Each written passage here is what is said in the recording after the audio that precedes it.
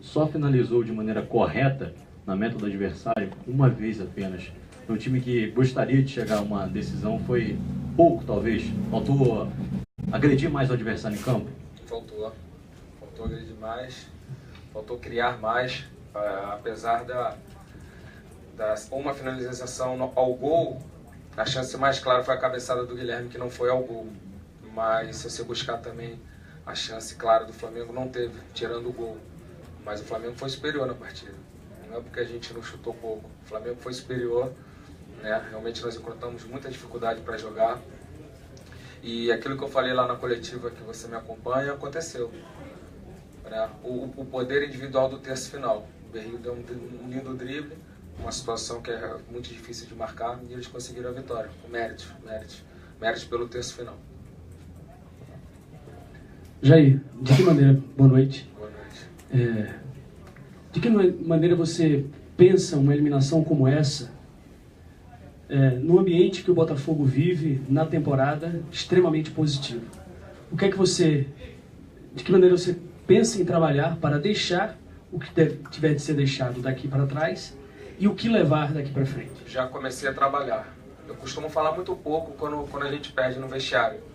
Mas por conta de uma decisão, de vez em quando você tem que começar já atacar e fazer um trabalho. Então já falei com eles. Nós tivemos um exemplo agora da Chapecoense, que viajou e jogou contra o Barcelona, perdeu. E eles voltaram e venceram.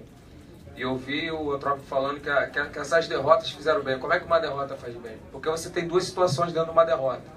Ou você faz terra arrasada de um trabalho e acaba o ano, ou você se une e fica mais forte para prosseguir no ano. E nós temos a Libertadores e o Campeonato Brasileiro ainda. Então, quando eu falei o que eles queriam, todo mundo falou, vamos seguir. Então, já passou. A gente tem que estar sempre pensando no próximo momento. Um momento triste, né? O sentimento do torcedor é o nosso sentimento.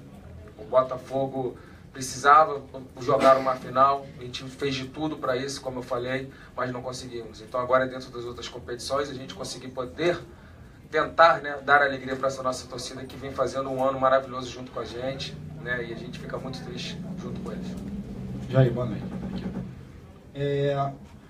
O que você tira de lição, principalmente para a Libertadores, pensando no Grêmio, porque é o grande foco do Botafogo no ano, essas duas partidas que o Botafogo fez, como falou o próprio Renan ainda há pouco, um chute a gol, propriamente no gol, em 180 minutos. O que você tira disso, porque não pode acontecer lá na frente contra o Grêmio, por exemplo? Eu tiro que em todo o mata-mata que nós tivemos no ano, nós fizemos gols e tivemos uma vantagem em casa. E dessa vez não aconteceu.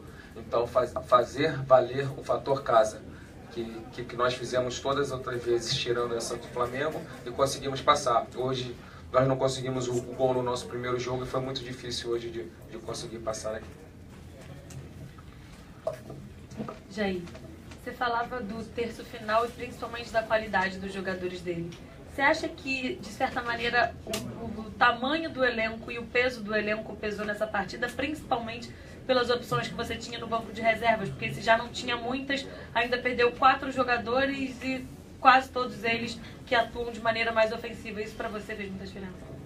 Posso responder com uma pergunta? Faz diferença? Acabou. Seria chover um molhado redundante se eu falar isso. Eu acho que faz. Outro ponto é que, o mesmo assunto que a gente ouviu muito falar do jogo anterior, a gente ouviu desse jogo em relação à postura do Botafogo em campo. Você falou, faltou criar um pouco mais. Mas em algum momento, dentro da sua estratégia, estava mais importante não levar gols do que fazer? Não, nós tivemos dificuldade de construir o jogo e jogar. Realmente não fizemos um bom jogo. Em nenhum momento a gente teve essa estratégia de jogar e se defender e não conseguir criar, muito menos finalizar. Realmente tivemos um jogo muito abaixo do que o Botafogo vem fazendo e o Flamengo foi merecedor com a vitória.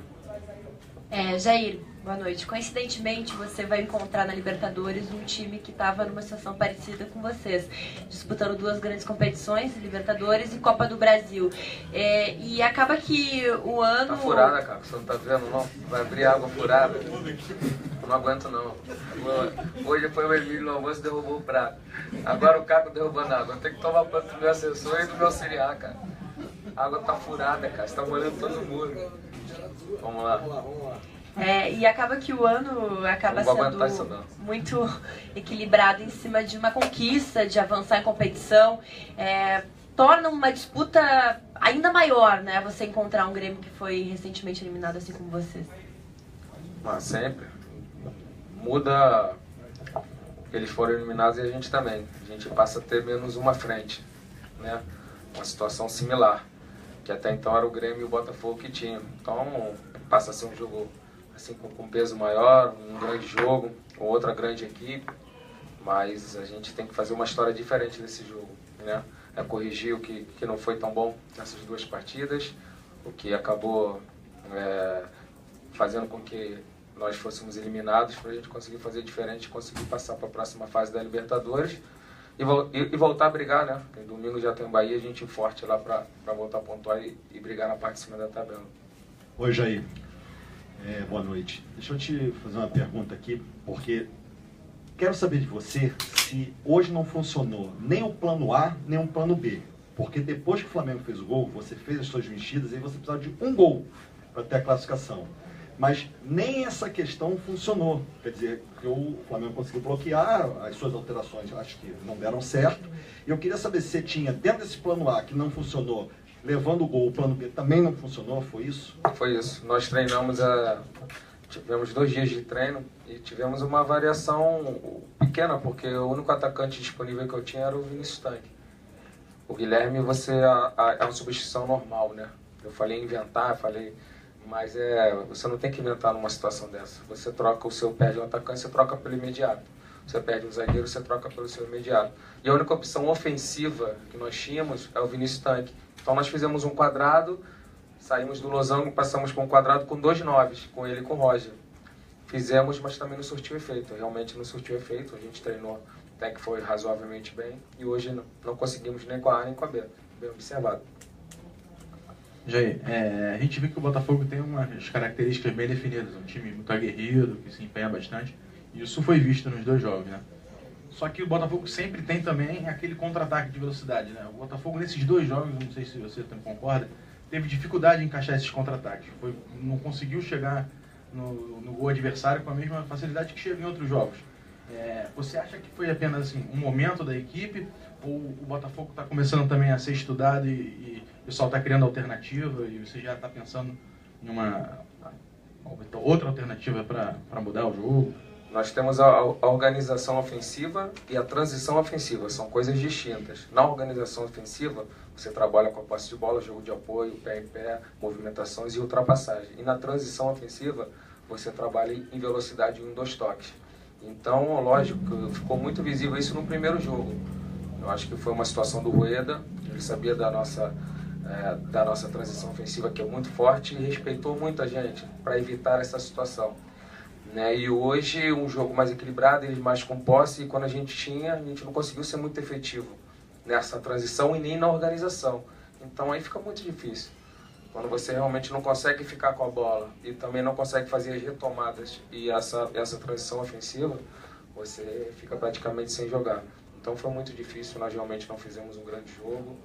E como eu já falei, o Flamengo, apesar de criar pouco, foi 55% de posse também, criou pouco, mas foi decisivo no terço final. E essa situação de posse de bola, de número de finalizações, isso não serve para nada quando você tem um terço final como eles têm, que foi decisivo na partida.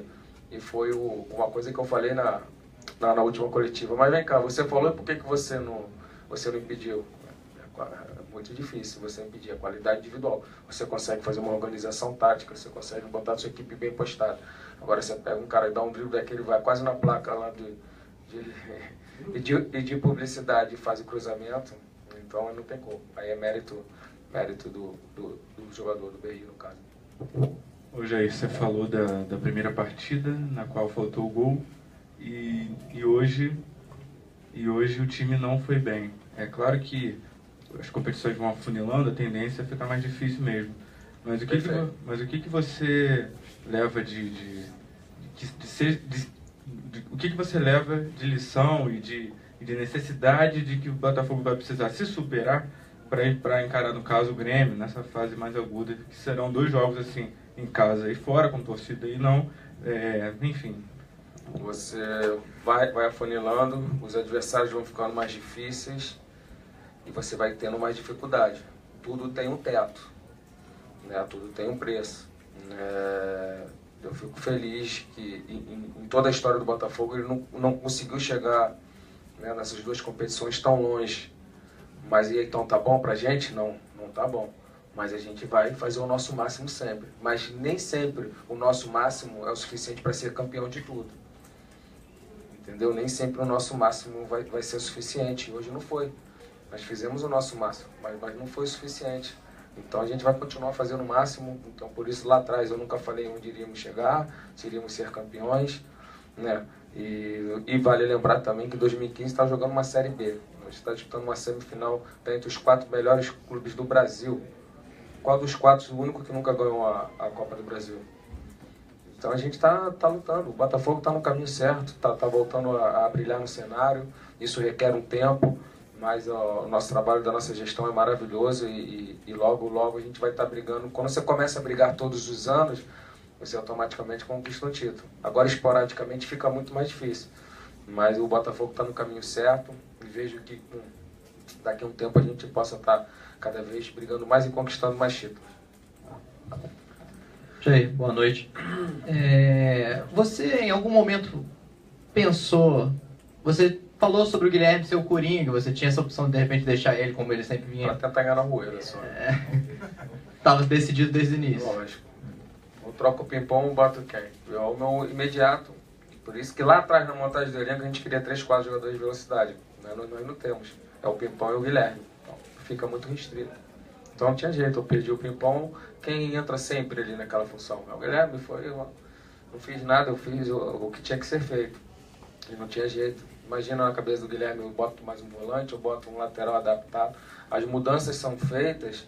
O treinador passa a ser um cara que inventa quando ele tem uma necessidade. Se eu não tivesse o Guilherme, eu teria que fazer alguma coisa diferente, porque eu não tenho. Foi todas as vezes que a gente jogou sem volante, porque eu perdi os volantes. Não foi a situação, vamos inventar hoje fazer uma situação sem volante? Não. Hoje eu tinha o reserva imediato, né? Que hoje é o Guilherme. Então a gente fez essa. Trocou 6 por meia dúzia, um atacante de velocidade por outro. E automaticamente você perde uma situação de coringa. Mas e aí? Eu ia abdicar. É igual a gente tem uma história de treinador que é engraçado. O cara foi jogar um jogo de várzea e aí só apareceram 11 jogadores com um goleiro. Aí começou a aquecer, sentou um cara no banco do lado dele. Ele falou, professor, não vou jogar não, pô, ele se machucar alguém. Aí ele começou com um a menos para ter um reserva. Então seria a mesma coisa. Eu vou começar com o que eu tenho de melhor. O coringa é quando você tem uma canastra, você mata. Quando você não tem a canastra, você tem que jogar com o coringa. Foi o que aconteceu. Eu queria também que você analisasse o desempenho da sua zaga hoje, que tinha 2 garotos, né? Mais o Matheus, 3, né? 3 garotos formados no Botafogo. Um trabalho maravilhoso da nossa base. Você chegar com uma equipe de tanto investimento como o Flamengo, com 3 jogadores, e você perder de 1-0. Pô, mas você perdeu. Perder é sempre ruim. Mas você está formando atletas, né? Imagina a vivência desses jogadores vivendo esses grandes jogos. O Matheus estava fazendo um jogo muito bom. Eu acabei tirando ele por conta da situação do tornozelo, que eu achei que ele estava mancando. Como o Guilherme também teve a situação do tornozelo. Mas eu fico feliz pela formação dos atletas. Esse também é um trabalho do treinador, né? Conquistar títulos, objetivos, mas também formar.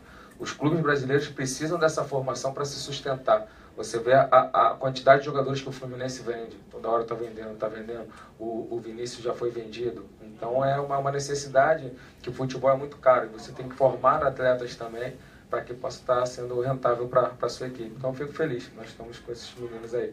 E o banco, então, nem se conta, né? Quantidade de meninos. O que pesou para você escalar esses 2 meninos, não temer escalar os 2 meninos num jogo decisivo como esse? E você tinha a volta do Emerson Silva e poderia ter formado a dupla também que você via no início da Libertadores, né? Que foi com o Emerson Silva e o Marcelo. O que pesou para você escalar os 2 garotos? Velocidade versus poder de defensivo num contra um.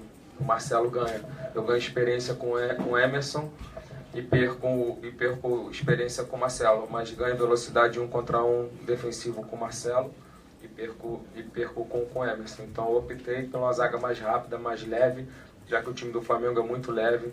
Tinha você marcar o Berrio pelo lado, o Everton por outro, o Diego solto ali. E ainda entrando o Vinícius, que tinha até a possibilidade dele sair jogando, caso o Berrio tivesse sentido a lesão, que realmente não sentiu. Então o time é muito leve. Você combate uma leveza com leveza também. Essa foi a nossa ideia. Boa noite aí. Boa noite. Diferentemente do campeonato de ponto corrido, a Copa tem uma linha muito tênue, não permite muito erro. Uma campanha linda pode acabar num momento, num instante, numa bola.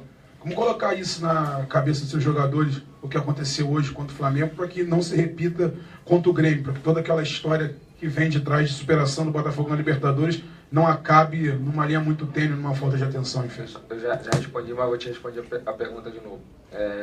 Eu já comecei a atacar agora no vestiário. Você tem a derrota, você tem dois lados.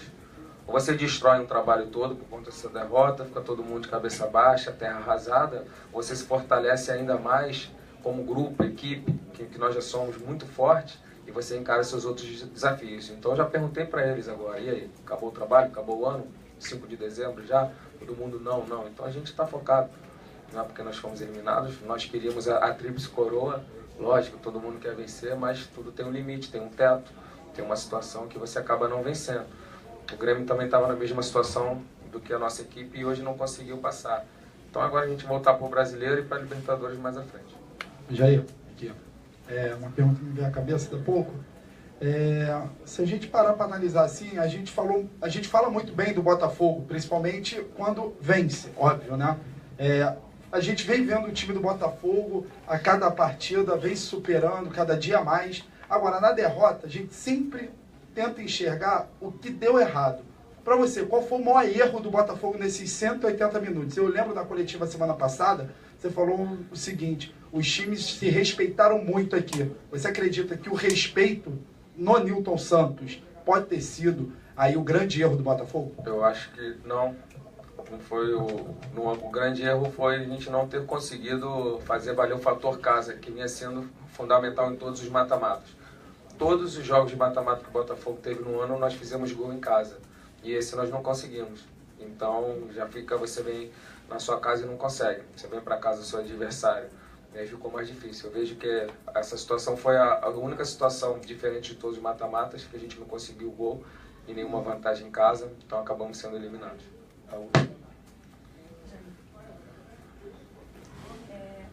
Oi? Não é nem sobre a partida não, a gente estava lá em cima e a gente viu uma confusão acontecendo no túnel, e quando eu cheguei aqui embaixo, o câmera nosso que estava lá disse que teve alguma confusão, que pegou alguma imagem que parece que você estava... Só para esclarecer, eu não vi a imagem ainda, mas não sei se vai rodar, enfim, não sei nem o que tem, mas para esclarecer o que aconteceu ali. Eu sempre falo na situação de saber perder e saber vencer, né? Acabou o jogo, fui lá cumprimentei o Rueda, dei os parabéns ao banco, ao Arão, ao Everton, todos os jogadores que eu trabalhei.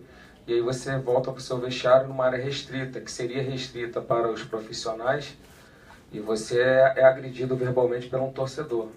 Então acho que tudo tem um limite, né? Você tem que saber perder, mas você também não precisa ser agredido verbalmente por um torcedor numa área que é restrita a só profissionais. Então foi isso que aconteceu, mas faz parte também do futebol.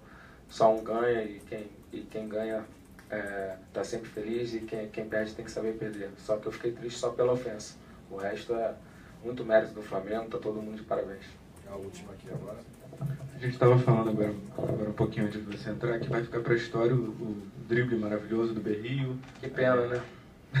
E só que ao mesmo tempo o Guilherme perdeu uma chance que, até por ser início do jogo, poderia ter mudado. O jogo ia ficar a feição do Botafogo, que gosta do contra-ataque. Queria que você falasse em relação a ele agora ali no vestiário, e como esse lance específico, matar o jogo, reflete no trabalho daqui para frente. Mas não é só o Botafogo que tem chances claras e não consegue, não. Isso acontece em todas as equipes. Nem sempre todo mundo é cirúrgico, né? Como a gente fala, tem 1 ou 2 chances, e quanto mais você cria, mais chances você tem de fazer gol. Então hoje não posso culpar o Guilherme, nem posso culpar o Vitor. Uma coisa que vocês vão ver na minha carreira é que eu nunca vou vir aqui e responsabilizar os jogadores por a derrota, porque quem escala os jogadores sou eu. Se tiver um responsável, sou eu. Eu sou responsável por botar o Vitor, sou responsável por botar o Guilherme, então eles não têm culpa de nada. Nós ganhamos juntos e perdemos sempre juntos. Esse é o jogo coletivo. Beleza, gente? Boa noite. Obrigado.